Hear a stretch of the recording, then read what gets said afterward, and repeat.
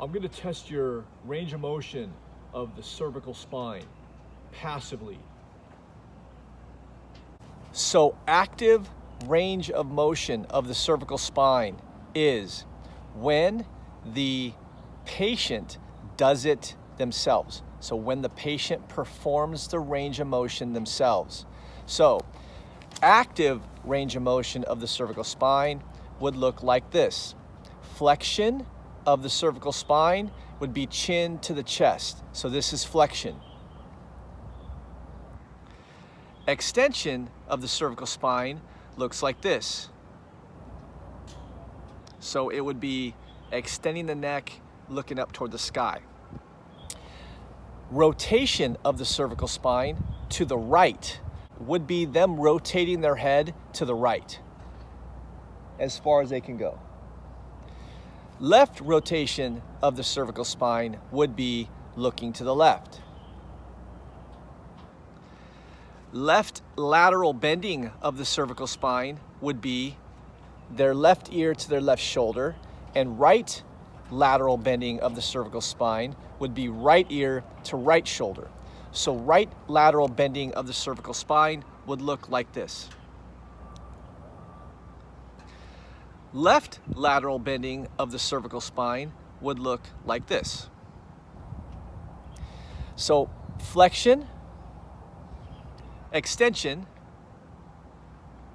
right rotation, left rotation, right lateral bending, left lateral bending.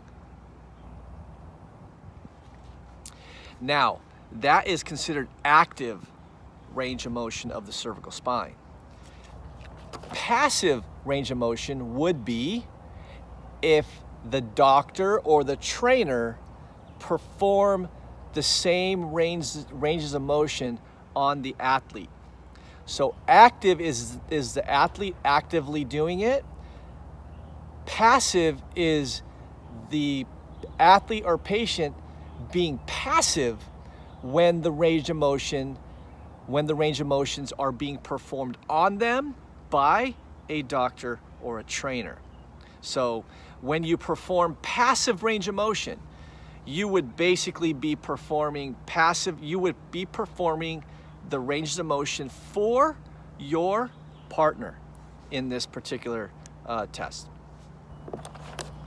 So the question is, does the patient have a full range of pain-free, passive cervical spine movement? Yes or no?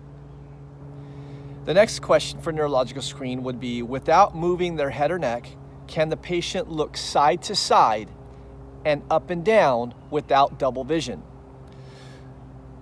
So that would be, without moving my head or neck, can I look side to side to the right? Can I look to the right? And can I look to the left? And can I look up and down without having double vision? And the last test for neurological screen would be, can the patient perform finger to nose coordination test normally? So we would do it eyes open and eyes closed as well. So we would say, okay, can you put your finger to your nose with the left hand? Can you put your finger to your nose with the right hand without any problems? And closing your eyes, if they can do it with their eyes open, can you do it with your eyes closed? Left hand and right hand. They should be able to perform those tests without any difficulty. So when you perform this test on your partner, you would perform the test for them first to demonstrate, and then they would perform it.